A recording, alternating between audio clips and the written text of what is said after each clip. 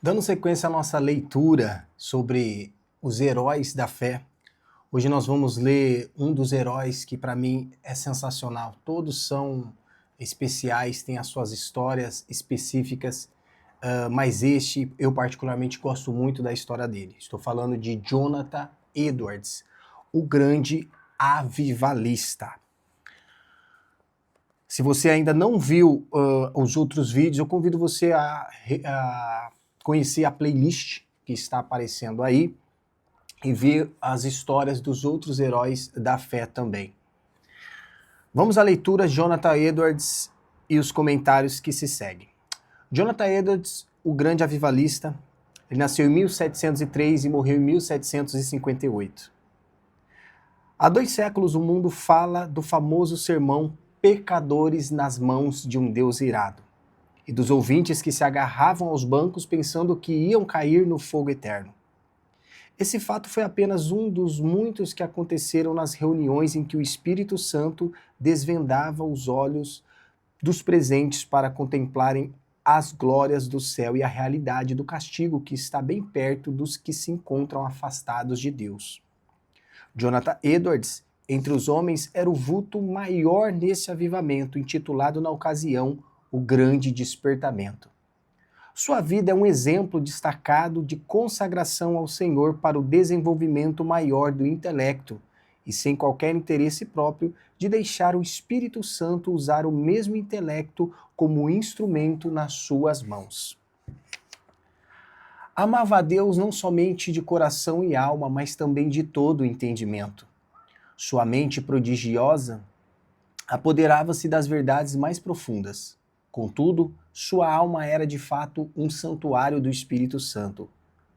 Sob a aparente calma exterior ardia nele o fogo divino como um vulcão. Os crentes atuais devem a esse herói graças à sua perseverança em orar e estudar sobre a direção do Espírito. A volta às várias doutrinas e às práticas da igreja primitiva. Grande foi o fruto da dedicação do lar em que Edwards nasceu e se criou. Seu pai foi o amado pastor de uma só igreja durante um período de 64 anos. Sua piedosa mãe era filha de um pregador que pastoreou uma igreja durante mais de 50 anos. Pais de Jonathan Edwards eram instruídos na palavra e seguiram a sequência da sua linhagem cristã fervorosa. E dali veio este rebento que impactou a sua geração. Das 10 irmãs de Jonathan, 4 eram mais velhas do que ele e 6 mais novas. Muitas foram as orações que os pais ofereceram a Deus para que o único e amado filho fosse cheio do Espírito Santo e que se tornasse grande perante o Senhor. Ele tinha 10 irmãs, foi o único filho homem. Uau! Não somente oravam assim fervorosa e constantemente, mas mostravam-se igualmente zelosos em criá-lo para Deus. As orações à volta da lareira o estimularam a se esforçarem, e seus esforços redobrados os motivaram a orar mais fervorosamente. O ensino religioso e permanente resultou em Jonatas conhecer intimamente a Deus quando ainda criança. Quando Jonatas tinha 7 ou 8 anos, houve um despertamento na igreja de seu pai, e o menino acostumou-se a orar sozinho, 5 vezes, todos os dias, e a chamar outros da sua idade para orarem com ele. Tremendo, você está orando quantas vezes por dia, hein? E os seus filhos? Têm evangelizado os amigos deles? Ou simplesmente se reúne para jogar videogame no celular? Responda aí os comentários. Citamos aqui as suas palavras sobre esse assunto. A primeira experiência de que me lembro, de sentir no íntimo a delícia de Deus e das coisas divinas, foi ao ler as palavras de 1 Timóteo, capítulo 1, versículo 7. Ora, ao Rei dos séculos, imortal, invisível, ao único Deus seja a honra, a glória para todos sempre. Amém. Senti a presença de Deus até arder o coração e abrasar a alma de tal maneira que não sei descrevê-la. Gostava de passar o tempo olhando para a lua, e de dia contemplar as nuvens e os céus. Passava muito tempo observando a glória de Deus revelada na natureza e cantando as minhas contemplações do Criador e Redentor. Antes me sentia demasiado assombrado ao ver os relâmpagos e ouvir o troar do trovão. Porém, mais tarde, eu me regozijava ao ouvir majestosa e terrível voz de Deus na trovoada. Tremendo, né? Antes de completar 13 anos, iniciou seu curso em Yale College, onde no segundo ano leu atentamente Ensaio sobre o Entendimento Humano, a famosa obra de Locke. Vê-se nas suas próprias palavras acerca dessa obra, o grande desenvolvimento intelectual do moço. Achei mais gozo nisso do que o mais ávido avarento em ajuntar grandes quantidades de ouro e prata e tesouros recém-adquiridos. Edwards, antes de completar 17 anos, diplomou-se no Yale College com as maiores honras. Sempre estudava no esmero, mas também conseguia tempo para meditar na Bíblia, diariamente. Depois de diplomar-se, continuou seus estudos em Yale durante 2 anos e foi, então, separado para o ministério. Foi nessa altura que seu biógrafo escreveu acerca do seu costume de dedicar certos dias para jejuar, orar e examinar-se a si mesmo. Olha só que princípio interessante aqui. Jonathan Edwards, ele tinha os hábitos, o costume de em tempos, separar um tempo para jejuar, orar e examinar-se a si mesmo. Pega essa para você. Jejuar, orar, examinar-se a si mesmo. A si mesmo. Conheça-te.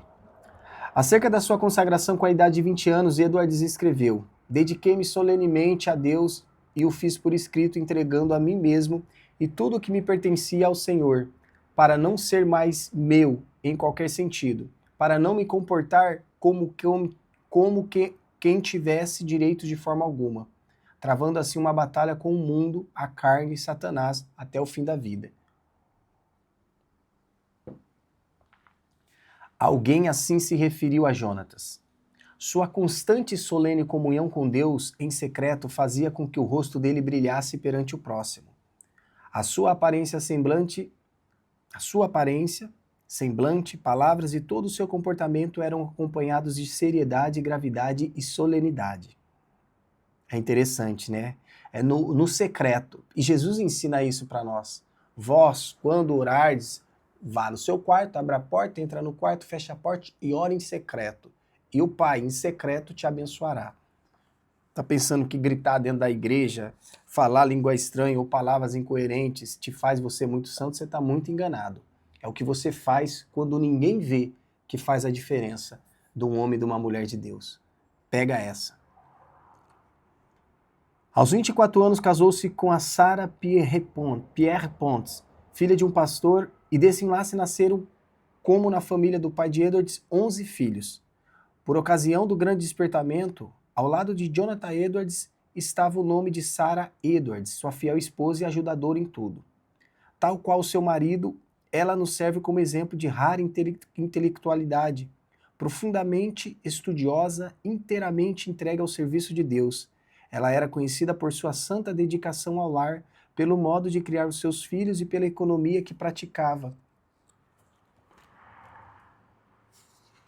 Movida pelas palavras de Cristo, para que nada se perca. Mas antes de tudo, tanto ela como seu marido eram conhecidos por suas experiências com a oração. Faz-se menção destacada de um período de 3 anos, especialmente, durante o qual, apesar de gozar de perfeita saúde, ficava repetidas vezes sem forças por causa das revelações do céu. A sua vida inteira foi de intenso gozo no Senhor. Jonathan Edwards costumava passar 13 horas todos os dias estudando e orando. Uau! Sua esposa também o acompanhava na oração diariamente. Depois da última refeição, ele deixava toda a lida a fim de passar 1 hora com a família. Mas que doutrinas a igreja havia esquecido e que Edwards começou a ensinar e a observar de novo, como manifestações tão sublimes. Basta uma leitura superficial para descobrir que a doutrina a qual deu mais ênfase foi a do novo nascimento, apresentando-a como uma experiência certa e definida, em contraste com a ideia da Igreja Romana e de várias denominações. O evento que marcou o começo do grande despertamento foi uma série de sermões feitos por Edwards sobre a doutrina da justificação pela fé, que fez os ouvintes sentirem a verdade das Escrituras. O foco dos seus sermões eram de que toda boca ficará fechada no dia do juízo e que não há coisa alguma que por um momento evite que o pecador caia no inferno, senão o bel prazer de Deus. É impossível avaliar o grau do poder de Deus derramado para despertar milhares de almas para a salvação, sem primeiro nos lembrarmos das condições das igrejas da Nova Inglaterra e do mundo inteiro nessa época. Quem até hoje não se admira do heroísmo dos puritanos que colonizaram as florestas da Nova Inglaterra? Passará, porém, essa glória, e a igreja, indiferente e cheia de pecado, encontrava-se face ao maior desastre. Parecia que Deus não queria abençoar a obra dos puritanos, obra que existiu unicamente para a sua glória. Por isso, no mesmo grau em que havia coragem e a dor entre os pioneiros, houve entre os filhos perplexidade e confusão. Se não pudessem alcançar de novo a espiritualidade, só lhe restava esperar o juízo dos céus. O famoso sermão de Edwards, Pecadores nas mãos de um Deus irado, merece menção especial. O povo, ao entrar o culto, mostrava um espírito leviano, e mesmo de desrespeito diante dos 5 pregadores que estavam presentes. Jonathan Edwards foi escolhido para pregar. Era homem de 2 metros de altura, seu rosto tinha um aspecto quase feminino e o corpo magro de jejuar e orar. Sem quaisquer gesto, encostado num braço sobre a tribuna, segurando o manuscrito na outra mão, falava com voz monótona. Discursou sobre o texto de Deuteronômio 32, capítulo 32, versículo 35, ao tempo em que resvalar o seu pé. Depois de explicar a passagem, acrescentou que nada evitava por um momento que os pecadores caíssem no inferno, a não ser a própria vontade de Deus, que Deus estava mais encolerizado com alguns dos ouvintes do que com muitas pessoas que já estavam no inferno, que o pecado era como um fogo encerrado dentro do pecador, e com a permissão de Deus, pronta a transformar-se em fornalhas de fogo e enxofre, e que somente a vontade de Deus indignado os guardava da morte instantânea. Prosseguiu então aplicando o texto ao auditório. Aí está o inferno com a boca aberta. Não existe coisa alguma sobre o qual vós possais firmar e segurar. Entre vós e o inferno existe apenas a atmosfera. Há atualmente nuvens negras da ira de Deus pairando sobre vossas cabeças, predizendo tempestades espantosas com grandes trovões. Se não existisse a vontade soberana de Deus, que é a única coisa que pode evitar o ímpeto do vento até agora, seríeis destruídos e vos tornaríeis como a palha da eira. O Deus que vos segura na mão sobre o abismo do inferno, mais ou menos como o homem segura uma aranha ou outro inseto nojento sobre o fogo durante um momento para deixá-lo cair depois, está sendo provocado em extremo. Não há que admirar se algum de vós com saúde e calmamente sentado aí nos bancos passarem para lá antes de amanhã. O resultado do sermão foi como se Deus arrancasse um véu dos olhos da multidão para contemplar a realidade e o horror da posição em que estavam. Nessa altura, o sermão foi interrompido pelos gemidos dos homens e os gritos das mulheres. Quase todos ficaram de pé ou caídos no chão. Foi como se um furacão soprasse e destruísse uma floresta. Durante a noite inteira, a cidade de Enfield ficou como uma fortaleza sitiada. Ouvia-se em quase todas as casas o clamor das almas que, até aquela hora, confiavam na sua própria justiça. Esperavam que a qualquer momento o Cristo descesse dos céus com os anjos e apóstolos ao lado e que os túmulos entregassem os mortos que neles havia. Tais vitórias contra o reino das trevas foram ganhas de joelhos. Edwards não abandonara nem deixara de gozar os privilégios das orações, costume que vinha desde a meninice. Continuou a frequentar também os lugares solitários da floresta, onde podia ter comunhão com Deus. Como exemplo, citamos a sua experiência com a idade de 34 anos, quando entrou na floresta a cavalo. Lá, prostrado em terra, foi-lhe concedido ter uma visão tão preciosa da graça, amor e humilhação de Cristo como mediador, que passou 1 hora vencido por uma torrente de lágrimas e pranto. Como era de esperar, o maligno tentou anular a obra gloriosa do Espírito Santo no grande despertamento, atribuindo tudo ao fanatismo. Em sua defesa, Edwards escreveu: Deus, conforme as Escrituras, faz coisas extraordinárias. Há motivos para crescer pelas profecias da Bíblia que sua obra mais maravilhosa seria feita nas últimas épocas do mundo. Nada se pôde opor às manifestações físicas como as lágrimas, gemidos, gritos, convulsões, falta de forças. De fato, é natural esperar, ao nos lembrarmos da relação entre o corpo e o espírito, que tais coisas aconteçam.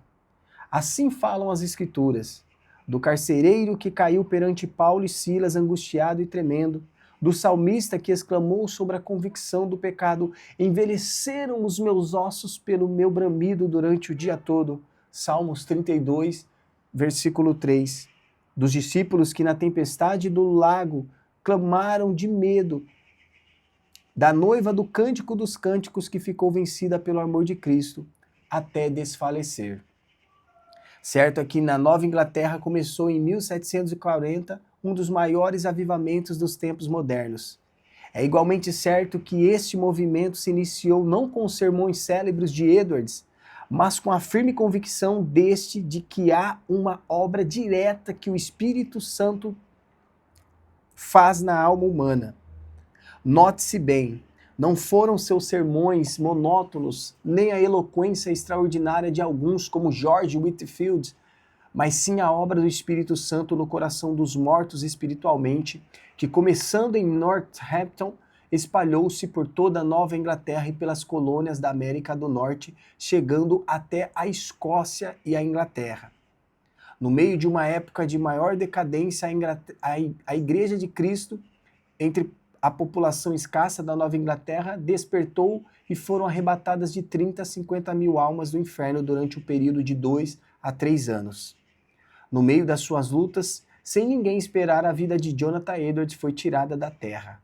Apareceu a varíola em Preston e um hábil médico foi chamado da Filadélfia para inocular os estudantes. O nosso pregador e 2 de suas filhas foram também vacinados. Na febre que resultou, as forças do nosso herói diminuíram gradualmente até que um mês depois faleceu. Assim diz um de seus biógrafos: em todo o mundo onde se falava o inglês, era considerado o maior erudito desde os dias do apóstolo Paulo ou de Agostinho. Para nós, a vida de Jonathan Edwards é uma das muitas provas de que Deus não quer que desprezamos as faculdades intelectuais que Ele nos concede, mas que a desenvolvamos sob a direção do Espírito Santo e que as entregamos desinteressadamente para o seu uso. Essa é a história de Jonathan Edwards. Eu quero deixar aqui uma nota que está grifada aqui, que diante de tantas batalhas e desafios que o nosso herói passou, ele coloca aqui na biografia, nessa parte da história, que tais vitórias contra o reino das trevas foram ganhas de joelhos. Você quer ter vitória na sua vida? Ajoelhe-se mais. Busque mais a Deus. Ajoelhar quer dizer rendição, quer dizer humilhar-se. E a Bíblia diz que quando você se humilha perante a mão poderosa de Deus, Ele te levanta, Ele te sustenta, Ele te abençoa. Então, se você quiser vitória na tua vida, dobre mais os teus joelhos. É claro que se você não tiver condição de dobrar os seus joelhos, como eu disse, o que significa isso é rendição. Renda-se. Talvez sentado, talvez você não tenha condição de se ajoelhar sentado da maneira que você estiver, mas a intenção aqui é que você realmente coloque o seu coração de joelhos diante da presença de Deus, e com certeza Deus ele vai te dar vitória. Coloque um comentário dizendo o que você achou dessa história e se você tem acompanhado essa série maravilhosa de Heróis da Fé, livro de Orlando Boyer, ok? O próximo Herói da Fé que nós vamos ver aqui está mesmo aqui do meu lado, e esse também é sensacional, eu particularmente gosto muito. Não sei se vai dar para ver aí. Nós vamos falar no próximo vídeo de John Wesley. A tocha tirada do fogo. Também é uma história sensacional. Espero que você tenha gostado dessa história. Ficou um pouco escuro aqui na varanda de casa, mas não deixa de deixar o seu like, o seu comentário para ajudar a espalhar coisa boa, interessante, palavra que edifica a mais pessoas. Que Deus te abençoe em nome de Jesus.